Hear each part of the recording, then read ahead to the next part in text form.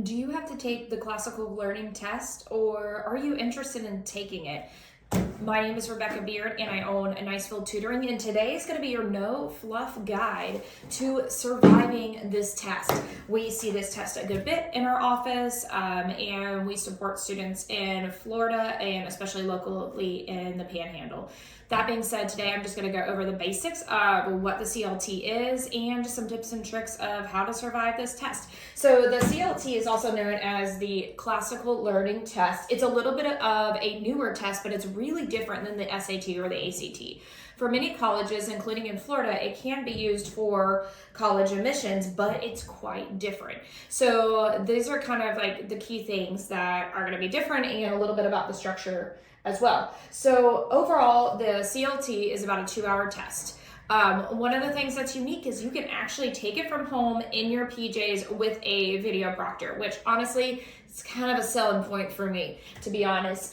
It's a little bit shorter, and your score is going to be from 0 to 120 points composite. There's 120 questions, so you have a total of 120 points you can get, not really scaled, scored, or equating.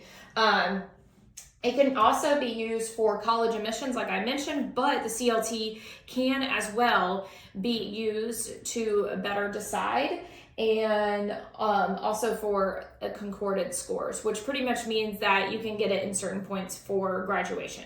So the classical learning test, but it is also very different from the SAT and the ACT. So the ACT is going to be a little bit more of your black and white, like run-of-the-mill test. You've got like different levels of reading that are pretty straightforward. You've also got more straightforward math, and on the ACT, you're allowed to use this calculator. And then on the SAT, it gets a little bit more of a different style of reading comprehension, a little bit of poetry, but still pretty black and white reading. And then it does a lot of like a heavy applied math. But on the SAT, you get to use this calculator. But what's different on the CLT here is that there is a total of 3 sections. The first 2 are ELA sections, and then the third one is math. And you don't get to use a calculator, which for me, that's kind of a bummer, because I like the newer version, but I use these ones all the time, and it feels a little bit like a crutch. Now, what's also different with the CLT on the ELA and the just the reading comprehension and the grammar section, what's different is that it uses heavy classical literature, which for especially our public school kids, they're not used to reading that much classical literature. And even as an adult who may not be like a diehard classical literature reader, which is me, it's pretty hard reading comprehension. And that's kind of one of the key things that I've noticed between the 2 tests. Okay, so going into like a little bit of structuring of the test, when you walk into the test, or you should say open up digitally the test, most people take it online. Some schools offer it, but most people take it at home in their PJs online, which, like I said, that's a great selling point. But the first section is going to be your verbal reasoning. That's really heavy reading comprehension, and you're going into passages. But what's tricky is there's always, knock on wood, almost always a philosophy passage. The second one is going to be your grammar and writing section. That one is also going to be 40 questions in about 35 minutes. And that one is going to include some higher level comprehension and some old school. I've even seen like analogies come up in there. But that being said, that's going to be heavy grammar, but with a higher level of reading. And then the last bit, like I said, is going to be the math. That's going to be your quantitative reasoning. You get about 45 minutes for 40 questions. And like I said, with math, you can't use this bad boy, which is a little bit sad.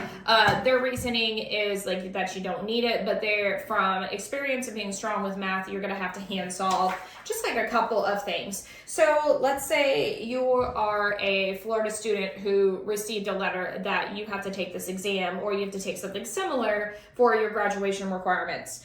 So if you need a graduation requirement because you did not pass the Algebra 1 EOC or end of course exam, you can use the CLT to substitute it. According to the FLDOE right now, the quantitative score must be 11 out of 40, which is not terrible. Like statistically, like even if you guessed on all of them, which is not what I suggest, Like, it's not doing too bad. And then on the CLT, if you need it for your 10th grade FAST score, you are going to be taking 2 of the sections. You're going to be taking the first and the second section of the ELA, and you need a combined score of 36 out of 80 points to get your equivalency. We've had a lot of success with that. We use a lot of strategies with kids. We're really big on, if they're going for a graduation requirement, is really tackling the questions that are a little bit easier, and then kind of focusing more times on the easier questions while strategizing what you're going to do about the harder questions.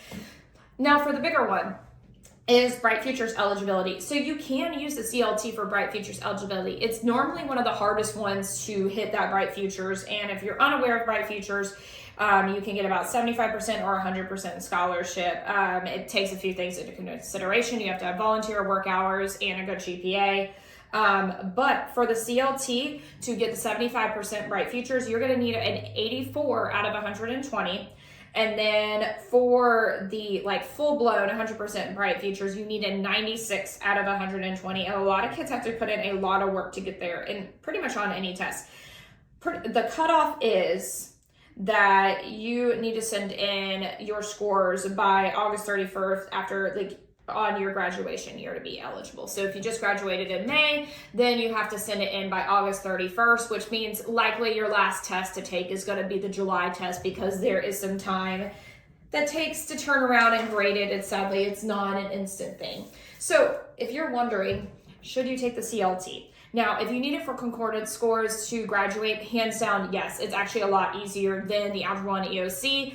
And also the FAST ELA for 10th grade. Especially the FAST is a more adaptive test, so kids kind of get stuck in holes. And so statistically, you're probably going to do better with the CLT. Now, for the Bright Futures kids, I typically do not recommend it unless a kid really wants to focus on that test. I find it to be a lot harder to improve their scores for a variety of reasons. One's the literature, one is the lack of calculator, and the math. They like to sprinkle in some pre-calculus, which gets a little bit difficult, or some kids have never taken pre-calculus. It's not impossible, it's just kind of challenging. Now, if you are a kid in Florida trying to get your Bright Future score and you've been homeschooled, going to a classical school, and you're used to classical literature, you actually might score really well because you've had exposure for it. But if you're a traditional public school kid and you haven't, if you're not an avid reader, this is probably not the test for you. So you've got to make sure that you are a very, very strong reader. That being said, the CLT is an option. There's a lot of wins where you can sit and take it in your PJs, but there's also some downsides, and we're trying to cover that in this video as well. If you need some help and support, we are available in person in the Florida Panhandle, but we are also available online, and I will include information where you can reach out directly below. That being said, see you soon.